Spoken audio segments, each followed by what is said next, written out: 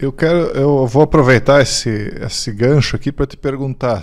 Tu acredita que a glândula pineal, né, que tantos falam, né, ela A seria uma partícula. espécie de antena captadora de sinais que a gente chama de espirituais, né? E que eventualmente sinais de rádio ou de outros equipamentos poderiam interferir? Eu não vou dizer exatamente com a glândula pineal, entende? Agora, a glândula pineal, certamente, ela tem uma função muito, mas muito grande no nosso organismo, no nosso cérebro, na nossa cabeça, no nosso ser, para fazer as ligações espirituais, porque o espiritual, ele é um software, ele não é o hardware. É como se fosse a mente, né? Um software que comanda ali os drives, que comandam o hardware, que no caso seria o processador, o cérebro, a massa cinzenta. Agora, todo o nosso cérebro, ele trabalha, e você sabe disso, e é muito comum saber, que ele trabalha com eletricidade, não é verdade? Os Sim. neurônios, eles trabalham com eletricidade. E outra coisa aqui de informação que as pessoas talvez pesquisem e achem, mas isso são centros acadêmicos que falam nos bastidores, que o próprio marca-passo, desenvolvido na década de 60, foi, na verdade, vamos dizer, foi o efeito colateral do que eles procuravam, porque procuravam interromper a corrente do cérebro que manda sinal para o coração continuar pulsando. E acabou que, com isso, descobriram a possibilidade de criar o marca-passo da época, que era o tamanho do maço de cigarro. Hoje é nano, né? Para poder continuar o coração batendo, mesmo sem o cérebro mandar o comando. Então, com isso, é interessante demais. Com isso, nós passamos aí da questão envolvendo a possibilidade, né, de se mexer com o cérebro à distância, por conta de mover a própria corrente, a própria frequência da qual o nosso cérebro trabalha, tanto que a Neurolink está fazendo isso lá, né, implantando um chip, do qual a pessoa passa a conectar com o interface, nessa coisa toda. Mas passamos disso para Seul, na Coreia do Sul, há 3 ou 4 anos atrás, quando mais de 100 pessoas morreram e caíram instantaneamente. Isso que aconteceu lá, eu me recordei quando eu estava no rádio, e nós ficamos sabendo da morte de um homem na Guatemala, se eu não me engano, aí para dentro aí da América Central, Em que que ano teria foi sido... isso? Não, Da... em Seul, É, de Seul foi 3 ou 4 anos atrás, no Halloween, em certo. que caíram mortas lá, sem explicação, 100 e poucas pessoas. Não sei se você soube. Eu não fiquei sabendo. Foi um Halloween, 130 pessoas mais ou menos, caíram Ah, todas, sim, sim, verdade, verdade. elas foram fulminadas do nada, né? Verdade. Então, quando aconteceu aquilo, eu me vi na década de 90, quando em El Salvador, esqueci o nome do homem agora, não está vindo na mente que eu estou aqui empolgado com você, aqui conversando livremente. Sim. Obrigado por essa liberdade que você dá. Então, não veio na mente agora. Mas tinha alguém lá que o próprio Estados Unidos tinha interesse em que esse cara morresse, porque esse cara era ligado à CIA e tinha muitas informações que os Estados Unidos não queria que passassem. Então, para matar esse cara, a informação que eu obtive na década de 90, volto a dizer, nos bastidores, é que eles usaram esse tipo de equipamento. Equipamento que desliga o cérebro da Tu, pessoa à distância. e tu acha, Rubens, talvez então que segundo Tessalonicenses 2, que fala de um grande engano que está por vir, será que não pode ser algo projetado dessa maneira? Sobre no cérebro, você fala o quê? Do projeto Bluebeam?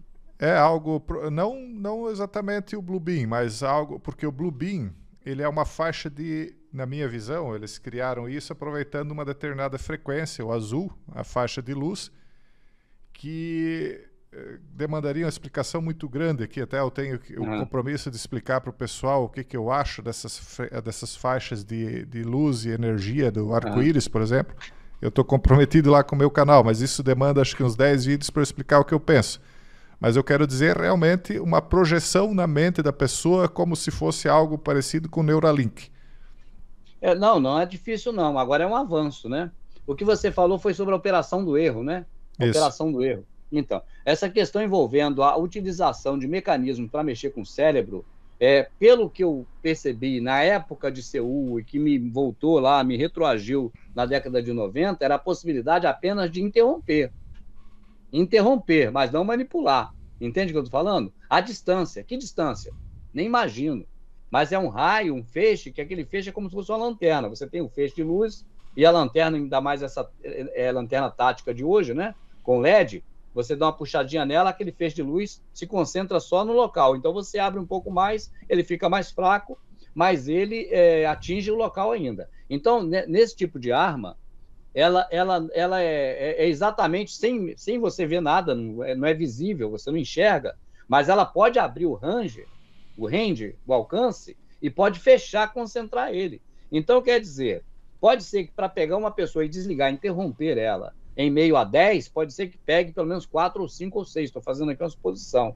Mas, agora, isso é desligar, é tirar o comando do cérebro que manda o coração bater. Com esse desligamento, o coração para de bater, ninguém vai dizer que alguém morreu por morte, assassinado, de forma assim, porque a pessoa teve um ataque cardíaco. Então é muito fácil de se resolver problema jurídico com isso. Agora, daí a programar a mente à distância, eu não saberia dizer para você se hoje ele já tem essa possibilidade.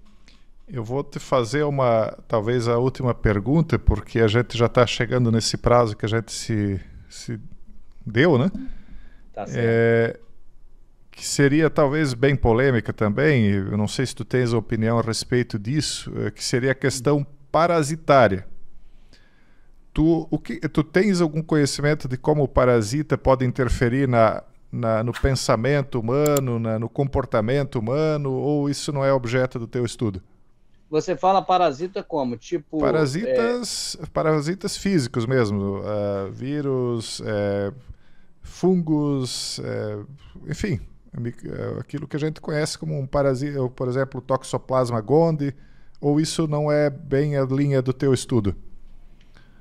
Na verdade, eu não conheço sobre biologia a fundo para poder falar para você sobre isso. Eu sei sobre transhumanismo, que é a questão de você ter dentro do organismo coisas que não são humanas ou não são biológicas, mas são, na verdade, nanomáquinas, né? Uhum. Agora, daí, de forma biológica, talvez através de algum ácido, alguma coisa, mudar o pensamento, eu não sei. Eu sei que a questão envolvendo, por exemplo, e eu ouço falar, mas eu não tenho estudo sobre isso, a questão envolvendo aquilo que não se pode falar abertamente mais na internet, e a questão de Alzheimer, né? E outras questões também que têm ocorrido, autismo, essas coisas, por conta daquilo. Mas, na verdade, não é bem minha praia, não, irmão. Então, tá. Melhor talvez não aprofundar muito. Por isso eu já deixei mais para o final mesmo, porque talvez não... Eu vou, Rubens, antes de encerrar, eu queria deixar a palavra livre para tu, se caso tu pudesse deixar uma mensagem final para o pessoal que está nos acompanhando ao vivo aqui na entrevista, ou o pessoal que eventualmente nos assista depois, se tu tiver uma mensagem final para o público, eu agradeço. Se depois, se tu puder aguardar um pouquinho, eu queria conversar contigo off, né? Porque... Tá. Então, irmão, na verdade, só mesmo para agradecer, principalmente ao seu público, porque sem o público você, na verdade, fica falando para ninguém. Então, tem que agradecer muito esse pessoal que te acompanha. É um pessoal que sabe o que quer, é um pessoal que está ligado, antenado. Fico feliz de saber por saber que eu estou aqui, também vieram para ver o Rubens aqui, ouvir o Rubens. Então, isso é muito gratificante para mim. E um agradecimento muito grande ao teu público e a você, viu, por ter convidado. E, inclusive, eu te dei, não sei se foi um cansaço, mas eu falei, essa semana não dá e tudo, né? Aí você pacientemente falou, não, Rubens, deixa para quando der, eu te faço contato. E com essa gentileza de sempre, esse carinho, esse jeito seu de ser, você me chamou para hoje. Eu falei, vou ter que sair cedo, que é a coisa de levar a sogra no médico, mas eu volto cedo, não vai impedir não. E aí deu tudo certo, graças ao Pai. Se você me permitir, eu gostaria aqui de dizer, pessoal, que eu faço lá na Rede Brasil. Só que esse ano a Rede Brasil está passando por algumas modificações, então não consegui voltar ainda. O programa não conseguiu voltar, só tem gravações e repetições. Mas quando voltar, a gente vai estar lá fazendo o nosso trabalho também lá, que a gente fazia de 15 em 15 dias, né, a Rede Brasil de televisão, a convite lá do EV Sobral. E também que eu tenho lá o canal do Zap. O canal do Zap eu não consigo, a pessoa entra no Zap e não acha, porque eu não pago eles para achar o canal. Mas é um canal em que eu trago lá bastante informações também do que eu não falo no YouTube, né? Alguma coisa do YouTube você fala por parábola, você dá um jeitinho, mas lá eu falo abertamente no canal do Zap, até agora não deu problema nenhum. Depois se o pessoal quiser conhecer também, aí não sei como é que seria, porque não tem como buscar também não. Agora outra coisa, eu acho que é o principal, ver com você a possibilidade de, assim como você fez comigo, fazer com você. Levar você lá no Verdade Oculta, no dia que você achar por bem, no horário que for melhor para você, para que a gente faça também uma live para contar sobre o seu trabalho, sobre você, sobre a sua vida. Mesmo jeitinho que foi aqui, mesma coisa, sem tirar nem pôr. Tá, aceito o convite. É só a gente marcar, desde que dê certo aí, conforme a tua agenda, a gente faça aí. Vou deixar por sua conta. Você vai ver o dia, a hora, eu vejo, dá, a gente faz. Tá bom? Obrigado, Rubens, pelo convite. Obrigado também por ter vindo aqui. Eu sei que o tempo da pessoa sempre é muito valioso, né? Então, o que a gente tem de mais valioso nessa existência aqui, né? Lógico que não é na eternidade, porque o tempo eterno é eterno, mas nessa existência aqui, talvez uma das coisas mais valiosas que a gente tem é tempo, né? E o Rubens hoje disponibilizou 2 horas da vida dele aí para passar o que ele sabe, o que ele entende, o que ele acredita. É o que eu penso, Pode não ser bem a sabedoria, né? E eu agradeço todos que nos acompanharam aqui também. Teve quem concordou, quem discordou, quem concordou totalmente, outros que discordaram totalmente. Então, todo mundo é importante os comentários positivos, negativos, porque é nessa diversidade de opiniões que vocês expressaram aqui na live que a gente vai se construindo como pessoas, né? Respeitando, ouvindo opiniões diferentes do Rubens também.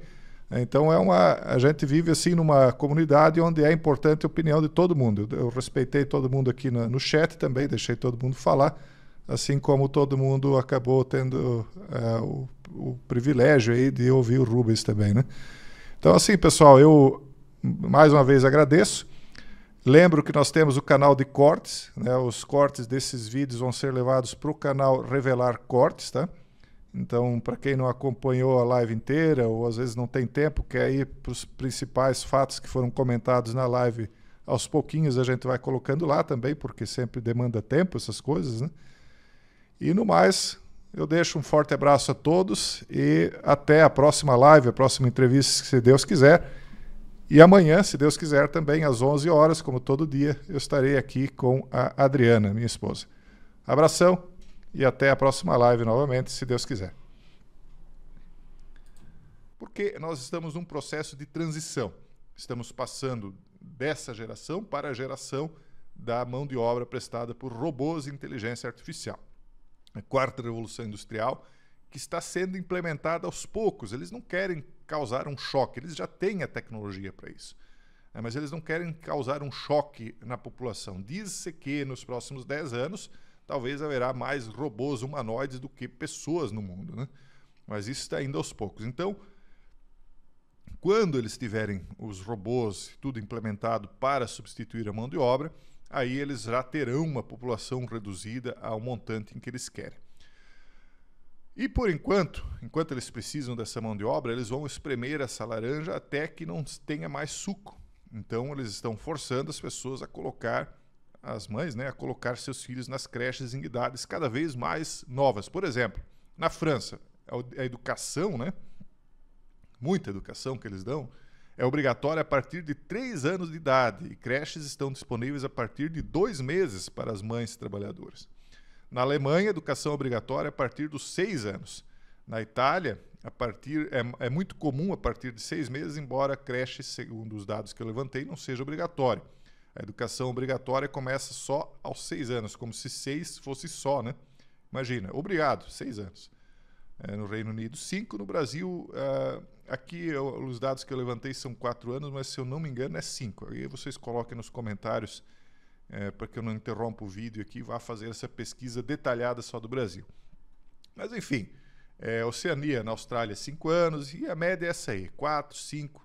Tem a exceção da França, que é 3, alguns são 6. Mas nessa média.